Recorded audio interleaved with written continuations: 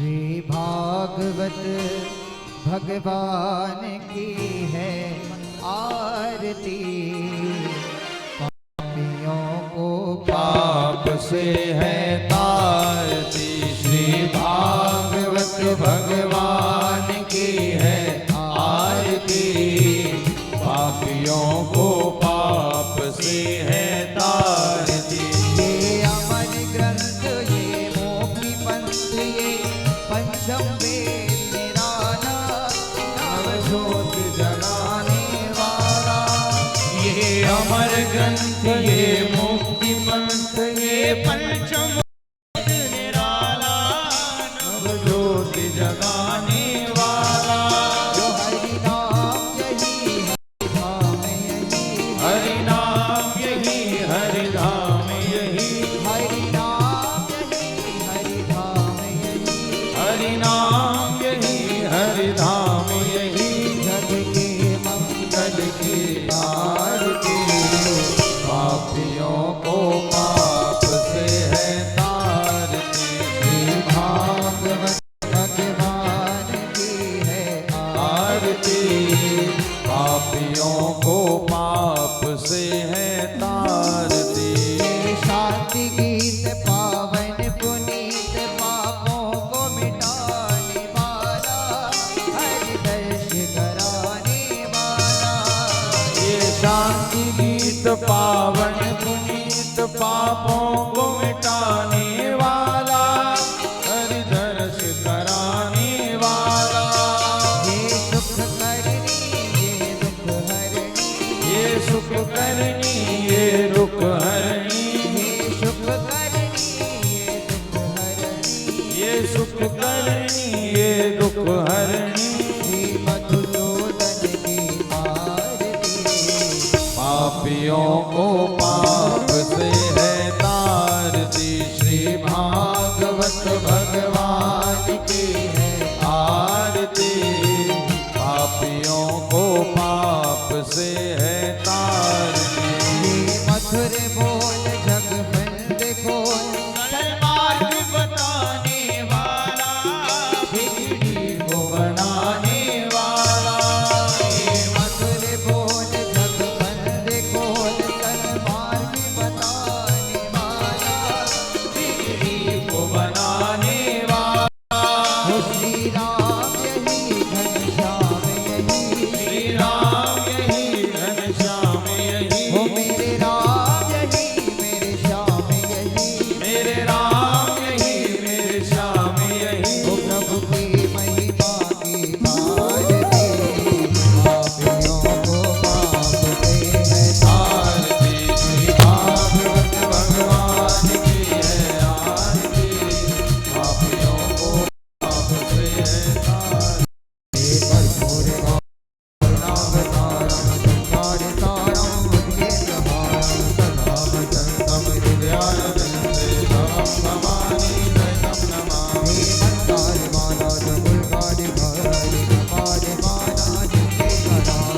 दिगंबराय दिगंबराय नमः शिवाय नमः शिवाय। राधे की जय, राधे कृष्णा की जय, राधे की जय राधे कृष्णा की जय। ओ कृष्ण राधे की जय, राधे कृष्णा की जय, कृष्ण राधे की जय, राधे कृष्णा की जय। पूरे प्रांगण से दोनों हाथ ऊपर और ताली के साथ सभी गाएंगे। ओ मेरे बाके बिहारी की जय, मेरे बाके बिहारी की जय। ओ मेरे बाके बिहारी की जय, मेरे बाके बिहारी की जय। हे रंग कटवन माये गोकुल तेरा, मेरी अखियाँ तड़प गई अब तो माये गोकुल तेरा, मेरी अखियाँ तड़प गई अब तो मेरी अखियाँ तड़प गई अब तो मेरी अखियाँ तड़प गई अब तो। ओम जलेन शीतलीकरणं पुष्पे दीपाशोन्द्रं आर्थे आरार्तिक्यं समर्पयामि आत्माना श्री पुराण पुरुषोत्तमाय नमः। ओम देवो शान्तिरन्तरिक्षं शान्तिः पृथिवी शान्तिरापः शान्तिरोषधयः शान्तिः वनस्पतयः नाना सुगन्धि पुष्पाणि यथा कालोद्भवानि च पुष्पाञ्जलिर्मया दत्तो ग्रहाण परमेश्वर श्री पुराण पुरुषोत्तमाय नमः नंदनंदनाय नमः मंत्र पुष्पांजलि समर्पयामि। बोले वृंदावन बिहारी लाल की भागवत भगवान की श्री व्यास जी महाराज की सदगुरुदेव भगवान की श्री सुखदेव स्वामी की बराह भगवान की जय जय श्री राधे जय जय श्री राधे जय जय श्री राधे श्याम। सभी भक्त वृंद अपने यथास्थान पर सुशोभित हो जाएं, सभी बैठ जाएं और जो भी भक्त वृंद इस साउंड सर्विस के माध्यम से जहां तक मेरी आवाज पहुंच रही हो उन भक्त वृंदों से भी निवेदन है कि जन्मांतरे भवेत् पुण्यम तदा भागवतम लभेत्। जन्म जन्मांतर युग युगांतर कल्प कल्पांतर के पुण्य पुंजीभूत होते हैं, तभी हमें भागवत की कथा श्रवण करने को मिलती है। कहा भी गया है बड़े भाग्य मानुष तन पावा सुर दुर्लभ सदग्रंथ गावा साधन धाम मोक्ष कर द्वारा पाई न जहीं परलोक समारा। बड़े भाग्य से यह मानव देह मिलती है। यह मानव देह प्राप्त करने हेतु स्वर्ग पर बैठे देवता भी तरस रहे हैं और विधाता ब्रह्मा से प्रार्थना कर रहे हैं कि हे विधाता ब्रह्मा हमें भी इस धराधाम का मानव बना दो ताकि हमें भी भगवान की दिव्य कथा सुधा का पान करने का सौभाग्य प्राप्त हो। तो यह देव दुर्लभ कथा हमें बड़े ही सहजता के साथ प्राप्त हुई है। अतः सभी भक्त वृंदों से निवेदन है सभी अपने अपने आसनों पर सुशोभित हो जाएं।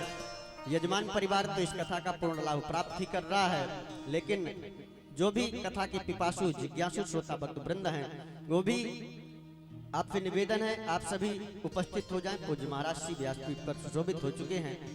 निवेदन करेंगे पूज्य श्री के श्री चरणों में कि हमें अकारण करुणा वरुणालय भक्तवांछा कल्पतरु तड़ि दुत विनंदन बाल कृष्ण लाल की बांगमय शब्द विद्रह स्वरूप श्रीमद् भागवत ज्ञान गंगा पर गोता लगवाएं।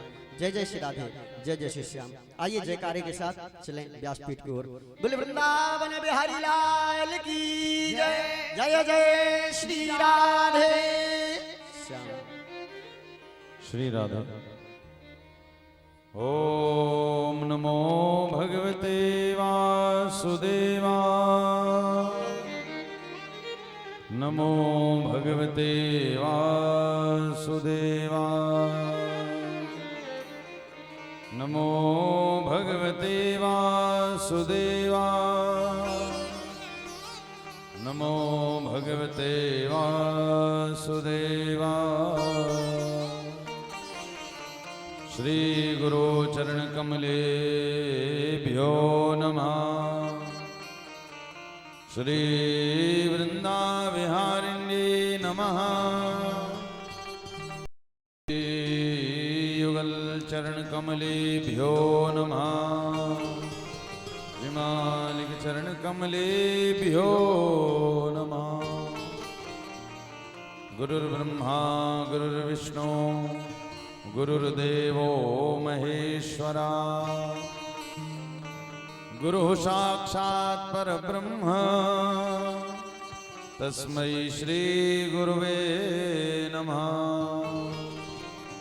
अखंडमंडलाकारं व्याप्तं येन चराचरं तत्पदं दर्शितं येन तस्मै श्री गुरुवे नमः।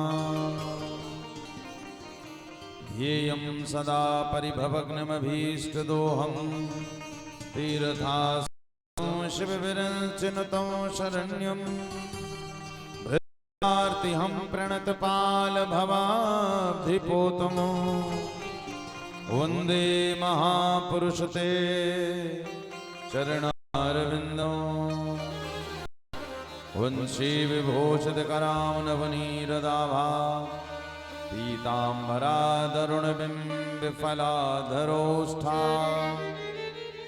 पूर्णेन्दुसुन्दरमुखादरविन्द्रनेत्रा कृष्णात् परं किमपि तत्त्वमहं न जाने।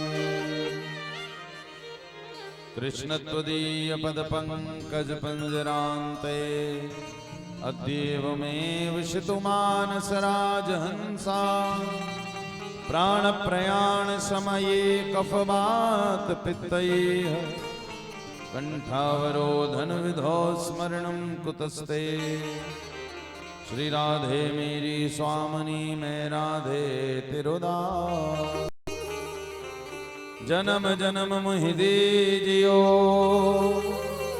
श्री वृंदावन को वास। सब द्वार इनको छोड़ के मैं आयो तेरे द्वार। श्री वृषभानु की लाडली मेरी ओर निहार।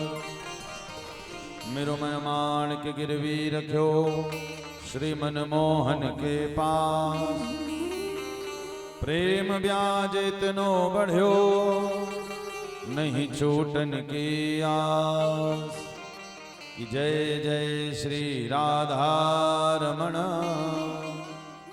जय जय नवल किशोर। जय गोपी चित चोर प्रभु जय जय माखन चोर। वर्षाने की राधिका नंद गांव के श्याम। इनके चरणों में करूं मैं कोटि कोटि प्रणाम। आइए प्रेम से हम सभी 2 मिनट हरि नाम, उसके बाद ठाकुर जी की पावन सी चर्चा गाएंगे भाव से।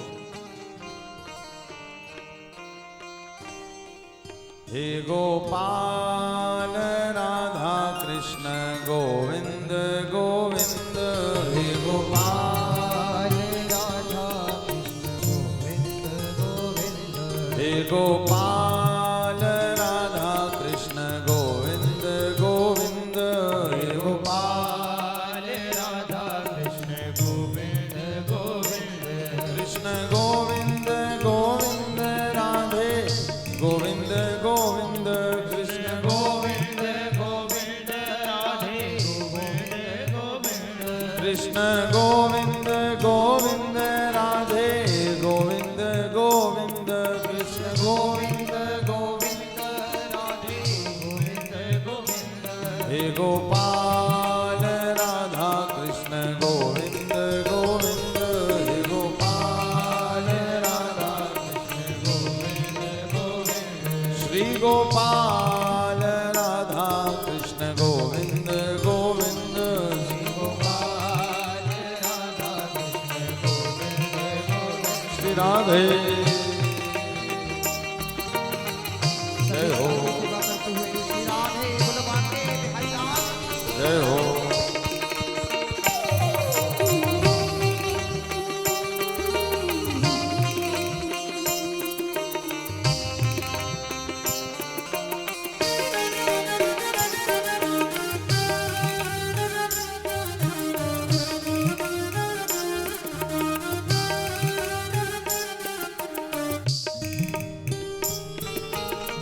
प्यारे मन मोहन मुरारी गिरधारी जी। प्यारे मन मोहन मुरारी गिरधारी। प्यारे मन मोहन मुरारी गिरधारी जी। प्यारे मन मोहन मुरारी गिरधारी। यशोदा के लाल सुदो लेना हमारी जी। यशोदा के लाल से हम आपको कथा गाकर दान कर रहे हैं। उपाध्याय जी सुनकर दान कर रहे हैं। आप सब भी यहाँ पर बैठकर अपने अपने कर्ण विवरों से सुनकर दान कर रहे हैं। तो गोपियां कहती हैं कि कलयुग का ऐसा जीव जो प्रभु आपकी कथा को करवाता है या करता है, सुनता है या सुनाता है, बोले वो दोनों ही गोपियां कहती हमारी नजरों में परम धन्यवाद का पात्र है। तो जैसे सोरो तीर्थ में हम सब लोग बैठकर कथा सुन रहे हैं ना, तो समझ जाना कि वृंदावन वाली गोपियां हम सबको खूब धन्यवाद दे रहे हैं। क्यों? क्योंकि गोपियों का ये साक्षात व्यसन है। गोपियां इसी से ही प्रेम करती हैं। और हम सब भी 7 दिन तक कथा सुने तो केवल इसी भाव से कि गोविंद हमें आपसे प्रेम हो जाए, बस हम इसी कारण तो बैठे हुए हैं। भाई कथा भी क्यों सुन रहे हैं? पुण्य मिल जाए तो शास्त्र कहते दुनिया के बाकी काम कर लो तो पुण्य तो एक दिन में मिल जाता है। तो फिर कथा क्यों सुन रहे हैं? ताकि हमारे अंतःचित्त में कन्हैया के लिए जरा प्रेम जाग जाए। कैसा प्रेम? बोले जैसा हमारा दुनिया के लिए होता है वैसा हमें श्री बांके बिहारी लाल से प्रेम हो जाए, समझो कथा सुनना तुम्हारा सफल हो। हमारे ब्रज में गोपियां कहती हैं, कुछ भी करती हैं तो कहती हैं प्रभु हर एक काम में हम बस आपके लिए ही करते हैं। कि गंगा नहाऊंगी तेरे लिए, ये गोपी है। कौन? बोले जो गंगा भी नहा रही है तो गोविंद के लिए। मैं तो यमुना नहाई थी तेरे लिए, मैंने कुंजों निकुंजों में आवाज दी, बड़ी आरज़ू थी मुलाकात की। गोपियों से कोई कह देता कि खूब गंगा जी नहाओ तो तुम्हें ठाकुर जी मिल जाएंगे, तो दिन रात नहा। इस कारण नहीं कि हमें पुण्य बढ़ेगा, इस कारण कि हमें गोविंद मिल जाएंगे। किसी ने कहा कथा सुनो तो तुम्हें नैया की प्राप्ति हो जाती, तो बेचारी दिन रात सुनती। तो परमात्मा हमें आपको भी ये मौका दे रहे हैं। इतना सुंदर सा पावन माघ का महीना चल रहा है, गुप्त नवरात्रि प्रारंभ हो गए हैं। तो इतनी सुंदर की कथा तो कल्याण करती ही है, किंतु किसी पवित्र मास में यदि कथा सुन ली जाए तो ये अनंत गुना कल्याणकारी हो जाती है। भाई जैसे मिश्री तो मीठी है ही, किंतु यदि मिश्री को किसी चाशनी में डाल दिया जाए तो क्या होगा, और मीठी लगेगी। इसी प्रकार ठाकुर जी की कथा कल्याणकारी तो है ही, किंतु किसी पवित्र महीने में सुनी जाए तो परम कल्याणकारी बन जाती है। तो हम सबको हमारे वराह भगवान ये मौका दे रहे हैं। देखो स्वयं भी खड़े होकर सुन भी रहे हैं, कितना सुंदर विग्रह लग रहा है ठाकुर जी का। तो हमारा तो यही भाव है कि भैया 7 दिन तक इन्हीं को सुनानी है कथा, और यही सुनेंगे। हम आप तो सुनेंगे ही सुनेंगे, किंतु मूल क्या है? बोले मूल ठाकुर जी को सुनानी, कन्हैया को, हमारे वराह भगवान।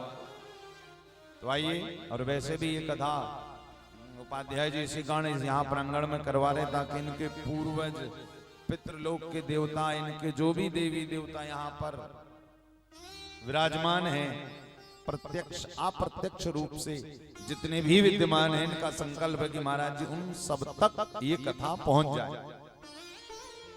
तो भैया कथा तो देखो कहीं भी हो, क्या कथा कहीं भी होती है, पितृलोक में बैठे पितृ देवताओं के यहाँ उसी दिन से बैंड बाजे बजने लगते हैं जिस दिन से हमारे घर में कथा की तिथि निर्धारित होती। कथा तो आज से प्रारंभ हुई है, किंतु आपको पता है पितृलोक के देवता लोग, जो हमारे पूर्वज पितर लोग हैं, बोले उसी दिन से नाचने लगे होंगे जिस दिन से उपाध्याय जी ने हमारे द्वारा डेट फिक्स कराई थी कि महाराज जी हमें 24 जनवरी से कथा करवाना। उसी दिन से पितृलोक में ढोल नगाड़े बजना शुरू हो गए होंगे। क्यों? कि भैया चल कोई काम परिवार में कोई अच्छा काम होता है ना, जब अच्छे काम होते हैं तो हमारे पितृलोक में बैठे पूर्वज बड़े प्रसन्न हो जाते हैं, और पता है दोनों हाथों से अपने वंशधर पर पुष्पों की बरसात कर रहे हैं। तो ये समझ लेना ये पानी नहीं गिर रहा है, क्या एक तो धाम में कथा हो रही है सबसे बड़ी बात, और पूर्वजों के निमित्त हो रही है, देवताओं के निमित्त हो रही है। तो ये समझो कि परमात्मा बारिश से अपनी उपस्थिति दर्ज करा रहे कि भैया हम यहीं पर हैं, चिंता मत करो, हम कहीं और नहीं है, हम तुम्हारे घर पे ही हैं, तुम्हारे प्रांगण में। तो बड़ा प्यारा भाव इस परिवार का बना। तो हम सब ज्यादा से ज्यादा पवित्र माह में भगवान की कथा का श्रवण पान करें। तो आइए भागवत जी में प्रवेश करें। भागवत का प्रथम श्लोक वेद व्यास जी लिख रहे हैं कि सच्चिदानंद रूपा विश्वोत्पत्त्यादि हेतवे तापत्रय विनाशाय श्री कृष्णाय वयो नमः। सच्चिदानंद रूपा। देखिए भागवत जी का प्रारंभ कहां से हो रहा है? सच्चिदानंद। और सच्चिदानंद का हम संधि करें तो क्या होता है? सत धन चित धन आनंद बराबर सच्चिदानंद। यानी भागवत का प्रारंभ कहां से? सत शब्द से। और सत का अर्थ क्या है? सत का अर्थ है सत्य। और याद रखिएगा, कली काल में परम सत्य यदि कुछ है तो केवल और केवल गोविंद की कथा और गोविंद सत्य है। बाकी आपका वो शरीर सत्य है, घर मकान दुनिया गाड़ी ये सब महाराज है तो, किंतु वास्तव में सत्य नहीं है। क्यों? बोले जो चीज एक समय के बाद मिट जाए वो सत्य नहीं मानी जाती, वो असत्य ही मानी जाएगी। आप कितना भी प्रयास कर लो वो सत्य हो। देखिए, जिस चीज की उम्र निर्धारित है वो असत्य ही रहेगी। भाई शरीर की उम्र निर्धारित है, कोई 80, कोई 85, कोई 90, कोई 100। और अब तो जब से कोरोना आया तो भैया ये कहना भी मुमकिन नहीं कि कोई 90 तक भी जिएगा। क्या कोविड आए तो देखो ना कितने लोग चले गए, सोचा तो उन्होंने भी बहुत कुछ होगा। इसी कारण कली काल में केवल सत्य क्या है? बोले केवल और केवल हरि कथा और ठाकुर जी का भजन सत्य है। हाँ, ये हम लोग अभ्यास दुनिया का इतना ज्यादा कर लेते हैं कि सत्य रूपी परमात्मा की कथा को भूलकर असत्य रूपी दुनिया में ही सत्य का चिंतन करने लगते हैं। होता है ना, कभी कभी घर के प्रति इतनी आसक्ति हो जाती महाराज कि कभी कभी हम घर के चक्कर में कथा भी छोड़ देते हैं। धन के प्रति इतनी आसक्ति हो जाती कि कभी कभी धन कमाने के चक्कर में व्यक्ति भजन भी छोड़ देता है। क्या? दुनिया के व्यवहार में इतनी आसक्ति हो जाती है कि व्यवहार के चक्कर में कभी कभी हम परमात्मा की कथा को भी छोड़ देते हैं।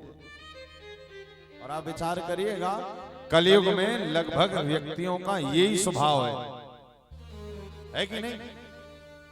भाई उपाध्याय जी के यहां से आपको भागवत जी की आमंत्रण मिला, किसी ने शादी के लिए बुलाए तो आप पहले कहां जाओगे? सोचोगे महाराज शादी में चले जाएं उपाध्याय जी के यहाँ तो 7 दिन में 1 आध दिन चले ही जाएं। ये क्या है? ये है कि हमने दुनिया को पहले प्राथमिकता दी, कथा को बाद में। क्यों दी? क्योंकि भैया दुनिया वाले नाराज हो जाएंगे, अच्छा उनकी चिंता है, किंतु हमारे ठाकुर जी की कथा प्रारंभ हो गई उसकी चिंता नहीं है। यही व्यक्ति को असत्य का व्यवहार करते करते असत्य में ही सत्य का चिंतन होने लगता है। और रामचरितमानस में भोले बाबा ने मां पार्वती से क्या कहा बताया? क्यों मां कहूं मैं अनुभव अपना, उमा कहूं मैं अनुभव अपना, उमा कहूं मैं अनुभव अपना, उमा कहूं मैं अनुभव अपना। सतहरि भजन जगत सब सपना, सतहरि भजन जगत सब सपना।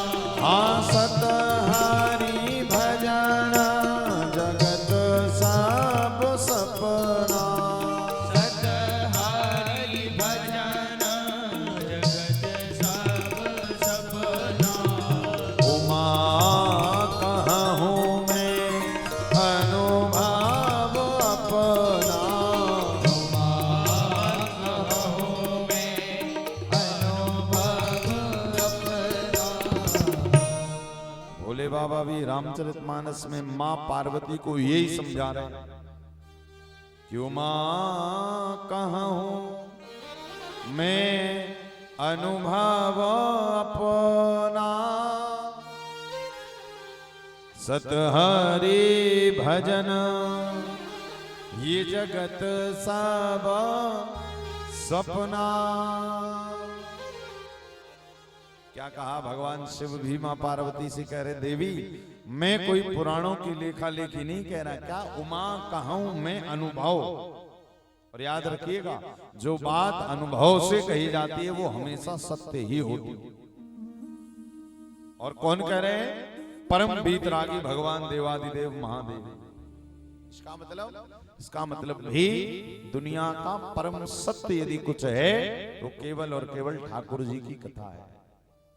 परमात्मा की इसी कारण देखिए सत्य कथा है, तो सत्य कथा जब तक प्रारंभ नहीं होती, प्रारंभ के पहले ही हमारे अंतःकरण में कितना आनंद होने लगता है कि अरे अब तो हमारे यहाँ कथा होने वाली है, श्रीमद् भागवत की कथा होगी, 7 दिन ये होगा, नंदोत्सव होगा, रुक्मणी मंगल होगा, तो आदि आदि आदि आदि उत्सव में आप पहले से चिंतन करने लगते हैं। और शास्त्रों ने इसको सत्य क्यों कहा? क्योंकि अनादि कालों से बहती हुई आ रही है, कोई कलयुग की नहीं है श्रीमद् भागवत, अनादि कालों से ये कथा ऐसी ही बहती हुई आ रही है और अनादि कालों तक बहती ही जाएगी। भाई आप स्वयं विचार करें कि श्रीमद् भागवत के आप ही लोगों ने सोरों में कितने बार कथा नहीं सुनी होगी। आप सब ने सुना होगा कि श्रीमद् भागवत में चौथे दिन भगवान का जन्म होता है, भगवान नरसिंह का प्रागट्य खंबे से होता है, विश्राम वाले दिन सुदामा चरित्र ही होता है। ऐसा तो नहीं ना कि बहुत से व्यास जी सोच रहे हैं कि बहुत दिन से भैया चौथे दिन कृष्ण जन्म मनाते, बहुत दिन हो गए, बोर हो गए, चलो एक काम करें भागवत कथा के पहले दिन नंदोत्सव कर दें। ऐसा तो नहीं होता भाई, भगवान नरसिंह का प्रागट्य खंबे से होता है तो खंबे से ही होगा। ऐसा नहीं है ना कि भाई बहुत आजकल चलो थोड़ा बोर हो गए, खंबे से प्रकट करवाते करवाते ठाकुर जी को, तो जरा कहीं और से प्रकट हो जाए। नहीं, क्यों? क्योंकि वो सत्य है। और आपने देखा होगा जो दुनिया के जितने भी चलचित्र हैं, दुनिया के जितनी भी हॉलीवुड बॉलीवुड की मूवियां हैं, उन लोगों को क्यों बार बार नई नई स्टोरी लानी पड़ती है, नई नई कहानियां लानी पड़ती? क्यों? क्योंकि वो हर चीज असत्य है, उससे व्यक्ति बोर हो जाता है। आप सीधा समझें कि जो दुनिया का व्यवहार रहेगा, जो दुनिया की कथाएं रहेंगी, वो सब असत्य मानी जाएंगी और उसको सुनकर पढ़कर व्यक्ति का मन ऊब जाएगा। किंतु श्रीमद् भागवत की कथा आपने कई बार सुनी होगी, किंतु जब जब सुनते हो तब तब मन को आनंद मिलता और लगता फिर से सुने। क्यों भाई? यहीं पर आपके सोरोई सूकर तीर्थ धाम में पता नहीं कितनी कथाएं हो गई होंगी, और धार्मिक नगरी है तो होती ही रहती होगी, किंतु उसके बाद भी हमारा बार बार मन करता है कि नहीं भैया चलो जितनी सुने उतनी कम है। उपाध्याय जी क्या हो रही है भैया, चलो एक बार एक काम करो, सुनाओ साथ में। कथा तो वही है, हो सकता आपको याद भी हो कई सारी कथा, किंतु बार बार याद होने के बाद भी बार बार सुनने में अच्छी लगती है। क्यों लगती है? क्योंकि परमात्मा की कथा और वो सत्य कथा। अभी मैं यहाँ बैठकर दुनिया की कथा बताने लगूं, आपका अरे महाराज आनंद नहीं आ रही, तो हमें पता है, ये तो हमें पता है। इसी कारण श्रीमद् भागवत कथा का प्रारंभ वेदव्यास जी कहां से कर रहे हैं? सच्चिदानंद रूपा। पहला शब्द क्या आया है? सत्य। सत्य का अर्थ है सत्य, और सत्य वो वस्तु है जीवन में, सत्य वो तत्व है, बोले जिससे जीव का मन कभी ऊबता नहीं, वो परम सत्य है। दूसरा शब्द भागवत जी क्या है? सत धन चित्त। तो बोले भैया चित्त का मतलब क्या है? बोले जो सत्य रूपी परमात्मा की कथा में अपने चित्त को लगाएगा। देखो कथा पंडाल में बैठने पर कथा में आनंद किसको आएगा पता है आपको? सबको नहीं आता, तो किसको आता है? वेद व्यास जी कह रहे हैं जो अपना चित्त सत्य की कथा में लगाता है उसी के जीवन में। तीसरा शब्द क्या है? आनंद। भाई हम कहते हैं ना कि आज तो कथा सुनकर आनंद आ गया। किसको आता है आनंद? बोले जो यहां बैठकर अपने चित्त को सत्य की कथा में लगाता है उसको परम आनंद आ जाता है। और याद रखिएगा आनंद कोई और नहीं है, जिसको आनंद की अनुभूति हो गई, जिसको आनंद का अनुभव हो गया, समझो उसको साक्षात परब्रह्म श्री बांके बिहारी लाल मिल गए। क्यों? क्योंकि आनंद का मतलब क्या है? आनंद का मतलब ही श्री कृष्ण है। भागवत के 10वें स्कंद में आपको जब सुनाएंगे हम, तो जब ठाकुर जी का प्राकट्य ब्रज में हुआ तो किसी ने ये तो नहीं गाया ना कि नंद घर कृष्ण भयो। सबने क्या गाया? नंद घर आनंद भयो, जय कन्हैया लाल की। इसका मतलब ये बात सिद्ध हो गई कि आनंद कोई और नहीं, आनंद साक्षात प्रभु श्री बांके बिहारी लाल। तो अब ये आनंद देते किसको है? बोले जो इनके आनंद को अपने जीवन में अनुभव करना चाहता है, जो वास्तव में चाहता है कि हाँ भैया मैं ठाकुर जी की कथा में आनंद आएगा। क्या जैसे यहाँ बैठकर अब थोड़ी मोड़ी ठंडी भी लगे, थोड़ी मोड़ी अव्यवस्था भी हो, तो बस कहना रे काऊ कोई बात नहीं, हम तो ठाकुर जी की कथा में बैठे। और देखो जहां पे मन लग जाता है, जहां पे आनंद आने लगता है, वहां पर फिर शरीर की अव्यवस्थाएं ध्यान नहीं रहती। और यदि यहाँ बैठकर भी आपको ठंडी लग रही है, प्यास लग रही है, भूख लग रही है, यहाँ वहां ध्यान जा रहा है, तब समझ जाना आप 7 दिन बैठोगे तो, किंतु आनंद आने वाला नहीं है।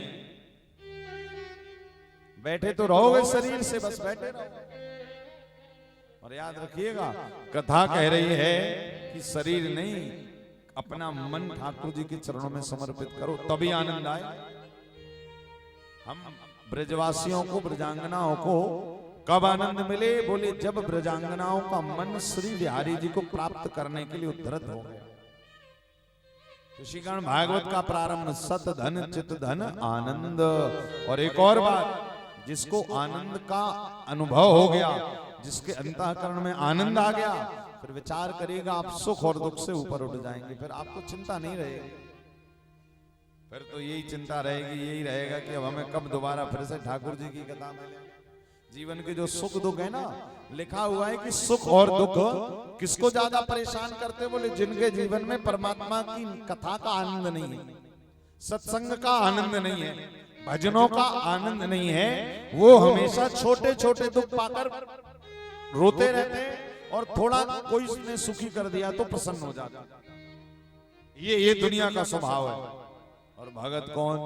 भगत तो कहता है कि हे प्रभु आप हमें हर हाल में सुख दो, दुख दो, किंतु अपनी कथा से वंचित मत करो।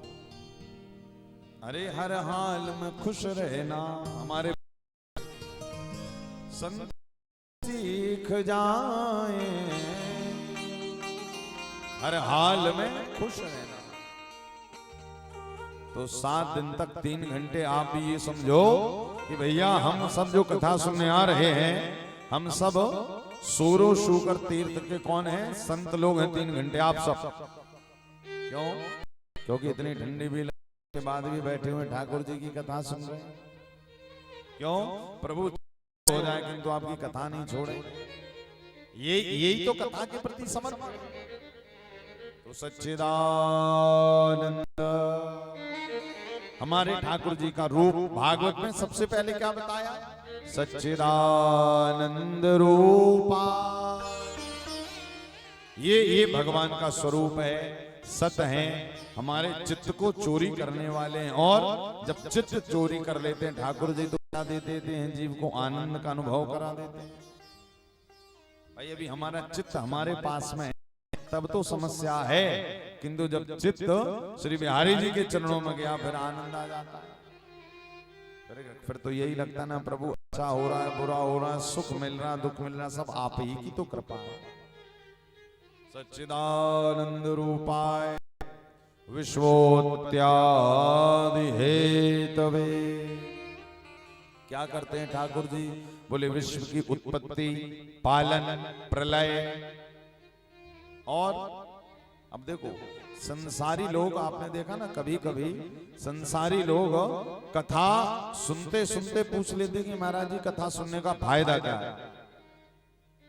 कई लोग कहते हैं, किसी से कहो ना आपकी भैया चलो उपाध्याय जी क्या कथा हो रही है, तो वो लोग कहते हैं भैया कथा में तो जाएं किंतु कथा सुनने का फायदा क्या है?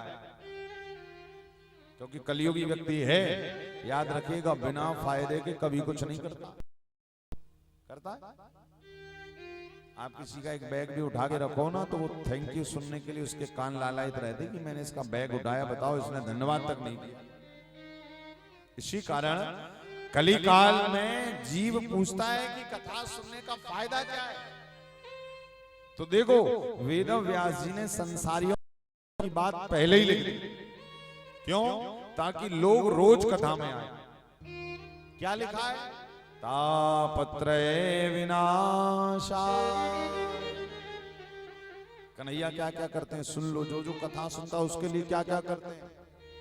बोले बोले 3 ताप, दैहिक, दैविक, भौतिक। तो स्वामी जी मैंने भी लिखा है कि दैहिक, दैविक, भौतिक तापा, राम राज काहो नहीं व्यापा।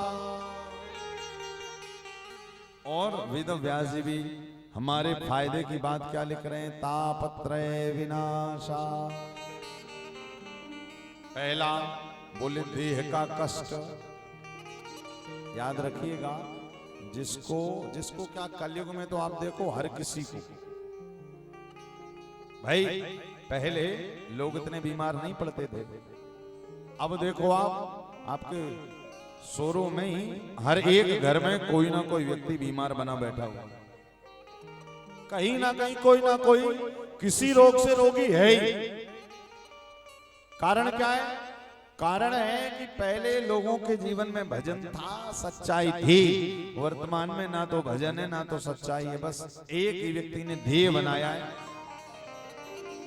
पहले आपके यहाँ पे आपके पूर्वज लोग, आपके दादा बाबा लोग भजन करते थे तो उनको कथाओं की, पहले इतनी भागवत की कथाएं नहीं हुआ करती थी। साल 2 साल में कोई एक आध सुनने मिलती थी कि भैया कथा हो रही है। कारण क्या है? कारण है कि पहले लोगों का जीवन ही भागवत था। पहले यदि हम लोग घर में बुजुर्गों का दर्शन कर लें, उनके जीवन की मर्यादाओं का चिंतन कर लें, तो लगता था ये साक्षात भागवत ही भगवत तुल्य हो जाते थे। उनके जीवन में हर वस्तु का नियम होता है, कब कितना खाना है, क्या खाना है, क्या नहीं खाना है, कौन से महीने में क्या ग्रहण करना है, क्या ग्रहण नहीं करना है। और अब तो महाराज कुछ पता ही नहीं, बस जो मिल रहा है सब खाते जा रहे हैं, खाते जा रहे हैं, कमाते जा रहे हैं, खाते जा रहे हैं। और धीरे धीरे क्या होता है, जैसा आप खाते जा रहे हैं वैसा शरीर रोगी बनता जाता है। जीवन में नियम नहीं है, आचरण नहीं है, संयम नहीं है, तो क्या है? बोले शरीर भोगी बना, भोगी के बाद फिर शास्त्र कह रहे रोगी बन गए। और रोगी जब बनता है तो देखो फिर आपका मन कहीं भी नहीं लगता। तो पहला फायदा जो ठाकुर जी की कलिकाल में कथा में बैठता है, कथा सुनता है, पहला फायदा क्या? बोले देह का कष्ट अपने आप ठीक हो जाता है। आप कहोगे महाराज जी कैसे ठीक हो जाता है? क्या भागवत जी कोई डॉक्टर हैं? बिल्कुल नहीं भाई। जब हम श्रीमद् भागवत की कथा में बैठते हैं ना, तो हमारा मन सीधा श्री भाग्य बिहारी लाल के चरणों में चला जाता है। आप जब कथा में बैठे तो आपका मन सीधा कहां जुड़ गया? ठाकुर जी के चरणों में। और जब कन्हैया के चरणों में मन जुड़ा तो आप भूल गए कि हम बीमार हैं। और ये अभ्यास जब रोज करोगे, 1 दिन 2 दिन 7 दिन, तो 7 दिन आपका मन बार बार ठाकुर जी का चिंतन करेगा, तो मन को लगेगा हम बीमार नहीं। हम एक जगह कथा करने गए, उत्तर प्रदेश की बात है, प्रयाग के पास। तो वहां पर जो माता जी कथा सुनने बैठा करती थी, उनको डायबिटीज थी, शुगर। उनकी शुगर शायद लो होती थी कि तो उनको बीच बीच में हर एक घंटे में कुछ खाना पड़ता था। तो पहले दिन ही माता जी आई कथा में और अपना टिफिन का डब्बा लेकर बैठी। तो हमने कहा माता जी से ये क्या चक्कर? बोले महाराज जी हमें जरा शुगर घटती बढ़ती है तो हम बीच बीच में खा लिया करें। हमने कहा अच्छा कथा सुनोगी और खाओगी? बोले हाँ तो क्या? बोले बीमार हो जाएंगे नहीं। हमने कहा चलो अभी आप बैठो, डब्बा खोलना मत। हमने कहा रखे रहो आप अपने मन के शांति के लिए कि रखा हुआ है, लगे तो खा लेना, मन करे तो, और मन ना करे तो खाना मत। कहा ठीक है। तो पहले दिन बैठी 2 ढाई घंटे 3 घंटे की कथा सुनी उन्होंने। तो बार बार टिफिन खोलने पे हाथ तो गया, किंतु फिर कोई ऐसा प्रसंग आ जाए कि फिर बंद कर दे, फिर बार बार खोलने का प्रयास करें, फिर कोई आ जाए बोले अरे बाद में खाएंगे, सुन ले पहले। ये होते होते 3 घंटे की कथा हो गई और ना तो उन्हें शुगर बढ़ी ना घटी ना उन्हें भूख लगी। हमने कहा माता जी कहो आज? बोले महाराज जी आज तो हमें जरूरत ही नहीं पड़ी। हमने कहा और मन लगाओ, जो डायबिटीज वाली गोली खाते वो भी नहीं खानी पड़ेगी। बोली पक्का? हमने कहा बिल्कुल। 2 दिन 3 दिन माता जी केवल एक स्थान पर खड़े होकर कथा सुनती थी। चौथे दिन जब नंदोत्सव हुआ तो बिना कहे खड़े होकर खूब ठुमका लगाए ठाकुर जी के सामने, खूब नाची और कहने लगी महाराज शुगर डायबिटीज तो ठाकुर जी ले गए। हमने कहा बस यही तो कथा का फायदा है। देह जो देह का भी कष्ट होता है ना, ये कथा जब मन अपने में लगा लेती है तो ये कथा वो भी दूर कर देती है। इसी कारण शास्त्रों ने कहा देह का दैहिक दैविक। दैविक कष्ट क्या होता है? बोले घर में बिना बात के कलह बढ़ जाना, क्रोध आ जाना। घर में आपने देखा कभी कभी लोग बिना मतलब अकाल मृत्यु को प्राप्त हो जाते हैं। ये क्या है? ये दैवीय कष्ट है।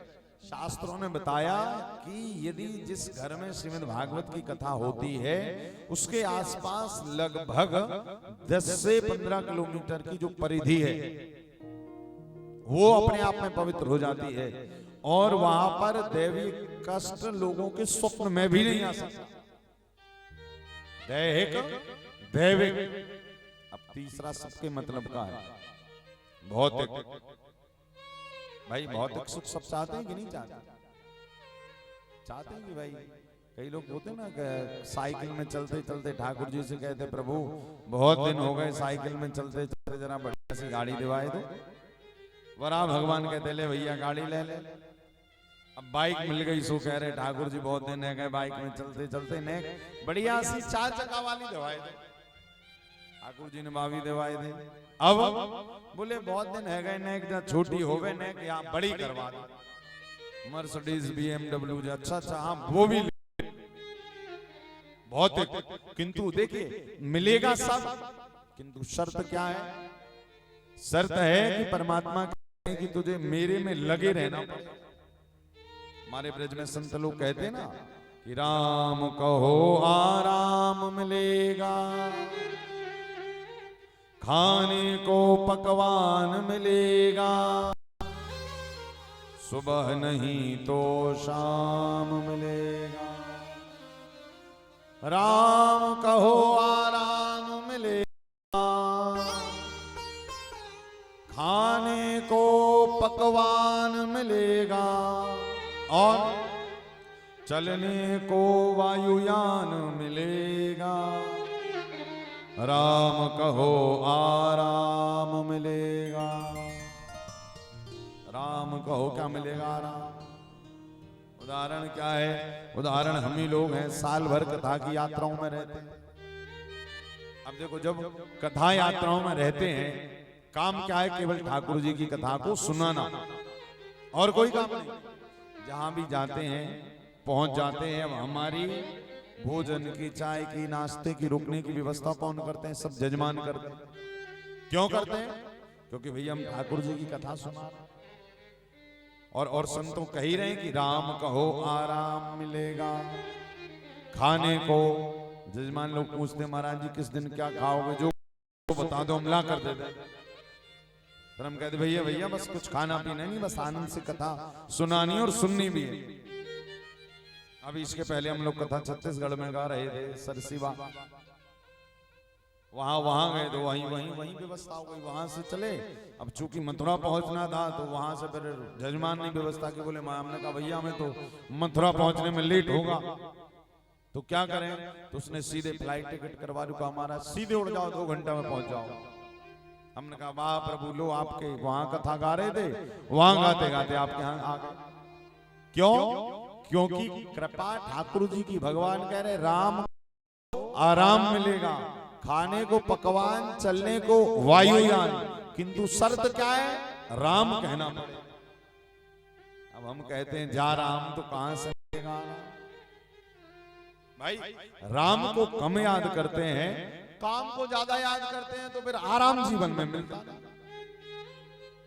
इसी कारण क्या करना है जीवन में? राम रटते रहना है। कथा राम रटने का मतलब है कि कथा को सुनते रहना यदा कदा। कलिकाल में जब पूछे ना कि भैया कथा को सुनने का फायदा क्या है, तो ये 3 फायदे सबको बताइएगा। तापत्रय विनाशाय कौन कौन सा दैहिक, दैविक, भौतिक, और एक और फायदा आपको बतावे। कथा सुनने का सबसे बड़ा फायदा पता आपको क्या है? तो भैया कथा सुनने का सबसे बड़ा फायदा सुनिए कि यदि अभी 24 जनवरी से और इस समय पर यदि कथा ना हो रही होती, कथा ना हो रही होती, तो सच्ची सच्ची बोलिए आप सब लोग क्या कर रहे होते इस समय पर? क्या कर रहे होते?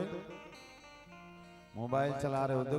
कोई मोबाइल चला रहा होता, कोई कुछ कर रहा होता, सब हाँ भोजन बना रहा होता, सब कोई ना कुछ काम कर रहा होता। किंतु ये पक्की बात है कि कथा कोई नहीं सुन रहा होता। सुन रहा होता या तो किसी की किसी से निंदा कर रहे होते, चुगली कर रहे होते, मोबाइल में लगे होते, और कुछ नहीं कर रहे होते तो कम से कम मोबाइल तो सबके ही पास होता, तो लगे होते उसी में। और उसमें भी कथा तो सुन ही नहीं रहे होते। इतने सारे ऐप हैं, फेसबुक, व्हाट्सएप, सब एकदम चला रहे होते। ये पक्की बात है, यानी कि जाने अनजाने में आप कोई ना कोई पाप में लगे रहते, किंतु भजन में नहीं लगे होते। ये पक्की बात है। और भगवान की कथा का कितना बड़ा फायदा है कि आप लोग सब छोड़कर 3 घंटे यहाँ कम से कम कथा में बैठे हुए। तो फायदा है कि नहीं कि आपके द्वारा जाने अनजाने, ज्ञात अज्ञात आपसे पाप नहीं हो रहे। क्यों? और उल्टा पुण्य बढ़ रहा है, क्योंकि यहाँ पर आपका मन, बुद्धि, चित्त सब भगवान की कथा से जुड़ा हुआ है। तो कथा को सुनने का सबसे बड़ा फायदा क्या है कि व्यक्ति के जाने अनजाने पाप व्यक्ति से नहीं होते। अब यहाँ बैठो, यहाँ से जैसे उठकर जाओगे तो समस्याएं चालू हो जाएंगी। यहाँ जब तक हो तभी तक आनंद है, याद रखिए। जैसे ही उठे तो सबके अपनी अपनी कि भैया हमें ये करना, किसी को चाय पीना, किसी को लेटना, किसी को, सबके अपने अपने काम प्रारंभ हो जाएंगे। किंतु जब 3 घंटे यहाँ बैठे हैं, उतनी देर तक कोई काम, एकदम आनंद है। और क्यों आनंद है? क्योंकि 3 घंटे तक हमारा सीधे ठाकुर जी से जुड़ा रहता है। और ब्रज में संत लोग क्या कहते हैं कि श्याम प्यारे से, ओ मुरली वाले से, ओ श्याम प्यारे से जिसका संबंध है, ओ मुरली वाले जिसका संबंध है, उसे हर घड़ी आनंद ही आनंद है, उसे हर घड़ी आनंद ही आनंद है। श्याम प्यारे से जिसका संबंध है, श्याम प्यारे से जिसका संबंध है, मुरली वाले से जिसका संबंध है, मुरली वाले से जिसका संबंध है, उसे हर घड़ी आनंद ही आनंद है, उसे हर घड़ी आनंद ही आनंद है, उसे हर घड़ी आनंद ही आनंद है, उसे हर घड़ी आनंद ही आनंद। राधे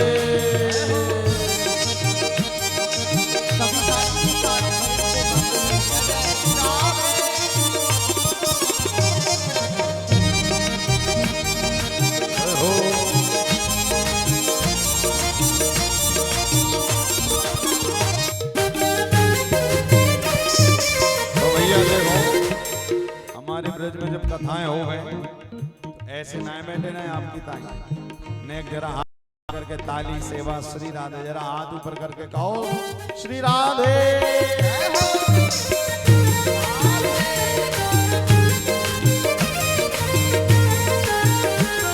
प्यारे की जय हो।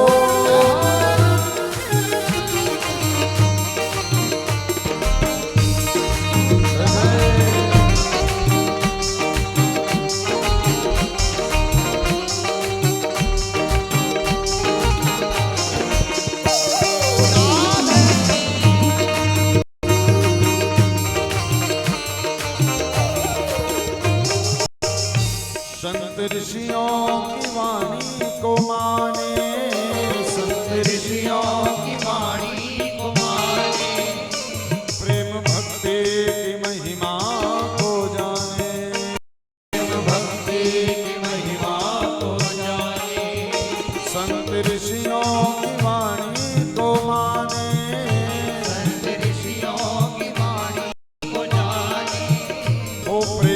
भक्ति की महिमा को जाने, प्रेम भक्ति की महिमा को और जिसके हृदय में बाल मुकुंद है, जिसके हृदय में बाल मुकुंद है, जिसके हृदय में बाल मुकुंद है, जिसके हृदय में बाल मुकुंद उसे है, उसे हर घड़ी आनंद ही आनंद है, उसे हर घड़ी आनंद ही आनंद है। श्याम प्यारे से मुरली वाले से, राम प्यारे से जिसका संबंध है, मुरली वाले से जिसका संबंध है, उसे हर घड़ी आनंद ही आनंद है। उसे हर घड़ी आनंद ही आनंद है। राधे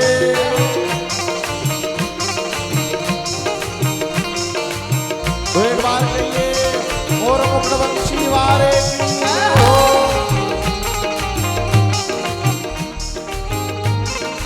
बोलिए वराह भगवान की जय हो।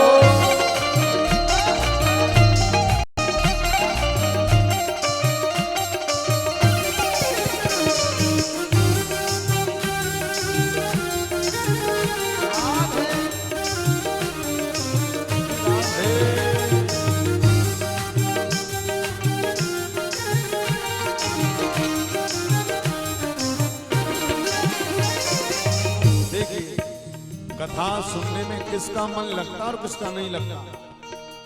बोले जिसका मन दुनिया की निंदा में और बाकी चीजों में लगता है उसको कथा में मन नहीं लगेगा। वो कहेगा अरे कथाएं तो होती रहती हैं में, ठाकुर जी स्वयं बैठे, हमें कथा सुनने की क्या जरूरत है। और कथा में मन किसका लगता है? बोले जिसको निंदा चुगली इत्यादि में मन नहीं लगता उसको कथा में मन लगता है। संत लोग क्या कह रहे हैं?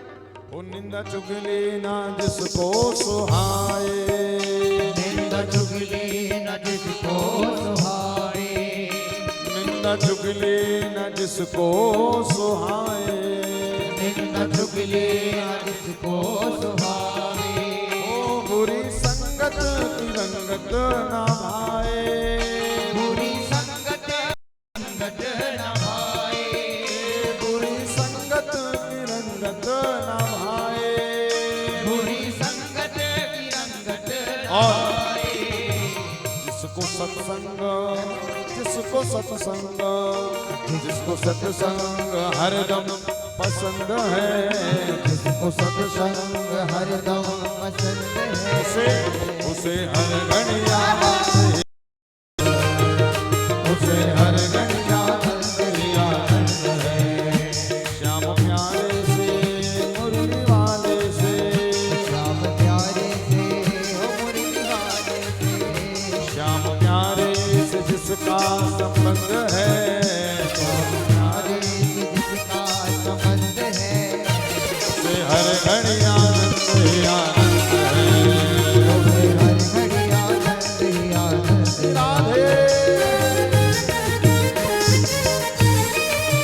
कविता लिखा बोल बरहा भगवान की जय हो।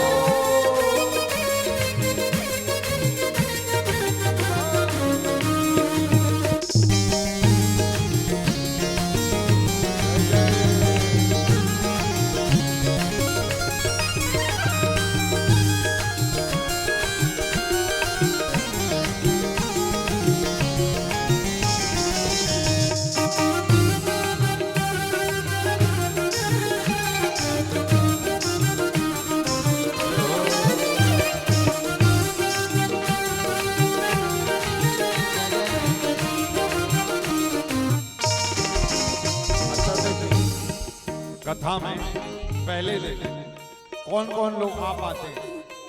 अब तो आएंगे, कल भी आएंगे, परसों। कई तो सोच रहे होंगे कि महाराज जी आराम से जाएंगे चौथे दिन, जिस दिन ठाकुर जी का जन्म होता है। कई लोग सोच रहे होंगे कि अरे चौथे दिन भी कौन जाए, रुक्मणी मंगल वाले दिन जाएंगे। कई तो आते हैं सुदामा चरित्र वाले दिन। और सबसे बड़े होशियार पता कौन होते हैं? जो किसी भी दिन नहीं आते, जो आते भंडारे वाले दिन। उपाध्याय जी से पूछा होगा, भैया ये बताओ कथा तो ठीक है, भंडारा का और इनके यहाँ भी इस बार एकादशी का उद्यापन है, तो बढ़िया वाला भंडारा होगा एकदम प्रति भोज। अब एकादशी जिसका उद्यापन हो तो खाने के लिए 56 भोग को मिलेंगे। तो सब लोग कार्ड में यही देखिए, भागवत जी के कार्ड में भी लोग यही देखते हैं। शादी के कार्ड में तो देखते ही देखते हैं कि पार्टी कितने बजे से है, तो आजकल लोग भागवत जी में भी यही देखते हैं। और याद रखिए, भंडारा खाने का आनंद तभी है जब 7 दिन की कथा सुनते हैं। और जो कथा में आता है ना, उसको भंडारे से ज्यादा प्रेम नहीं रहता, उसको लगता है हमने कन्हैया की कथा सुन लिया, भंडारा खावे वाले भंडारा का। सुनने आते हैं कम, भोजन करने आते हैं दुगने। तो देखो, ठाकुर जी की कथा में पहले दिन कौन पहुंचता है? बोले जिसको पता होता है कि दुनिया उतनी सत्य नहीं है जितना परम सत्य गोविंद की कथा। शिकाण पधार गए तो संत लोग क्या कह रहे हैं? झूठी ममता से करके किनारा, झूठी ममता से करके किनारा, झूठी ममता से करके किनारा, झूठी ममता से करके किनारा, बोले के सच्चे प्रभु का सहारा, होने के सच्चे प्रभु का सहारा, लेके सच्चे प्रभु का सहारा, होने के सच्चे प्रभु का और जो उसी की देखिए। अब कई तो बेचारे करने आके आज ठंडी है, भैया ठंडी तो है ही, उसका कोई उपाय थोड़े कि ठंडी ना पड़े। ठंडी में तो ठंडी पड़े, तो ठंडी है, बरसात गर्मी है, सब क्या सोच रहे कि ठाकुर जी आपकी जिसमें रजा है उसी में हम राजी। भगत यही कौन? जो उसी की रजा में रजामंद है, जो उसी की रजा में रजामंद है, जो उसी की रजा में रजामंद है, जो उसी की रजा में रजामंद है, उसे हर घड़ी आनंद आनंद है, उसे हर घड़ी आनंद ही आनंद है, उसे हर घड़ी आनंद आनंद है, उसे हर घड़ी आनंद ही आनंद है। श्याम प्यारे से मुरली वाले से, श्याम प्यारे से मुरली वाले से, श्याम प्यारे से जिसका संबंध है, मुरली वाले से जिसका संबंध है, उसे हर घड़ी आनंद आनंद है, उसे हर घड़ी आनंद ही आनंद है, उसे हर घड़ी आनंद आनंद है, उसे हर घड़ी आनंद ही आनंद है, उसे हर घड़ी आनंद ही आनंद है। उसे हर घड़ी आनंद ही आनंद है।